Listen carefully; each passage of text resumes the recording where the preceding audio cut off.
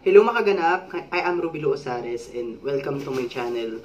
So ayun, talagang solid fan ako ng Fumian. So gusto ko silang suportahan na sana maging parte sila ng Big 4 kasi 8 housemate nga lang ngayon ang natitira sa bahay ni Kuya. Gusto ko maging parte si Andre tsaka si Luca, so na-disappoint ako dun sa nalaman ko na ginamit lang ni Andre si Lu para maging sikat sila, or hindi ako sure, pero yun yung pagkakarinig ko. So guys, gusto ko lang talaga mag-survey kung sino ba talaga dapat o mas deserving maging parte ng Big 4 natin. So para sa inyo, sino ba dapat? Kasi ito talaga yung gusto kong maging parte ng Big 4.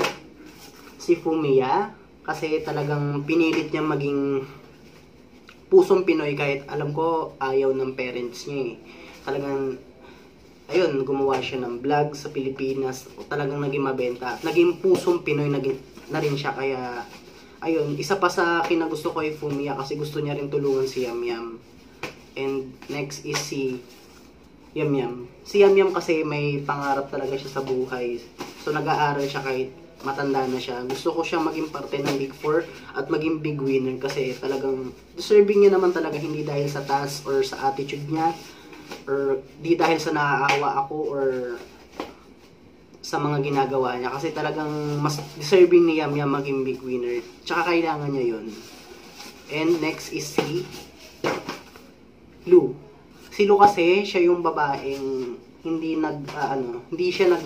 hindi siya mahilig mag-assume kahit na pinapakitaan na siya ng motibo nung boy. Kahit ganun, yun nga yung ewan ko kung maniniwala ako kay Joaquin, pero sa tingin ko, nagsasabi siya ng totoo. Kasi dalawa na sila eh. Dalawa na sila ni Mitch. So yun guys, I hope na magko-comment kayo sa baba and sino ba dapat o mas deserving maging parte ng Big 4 para sa inyo. So ayun, thank you for watching and God bless all.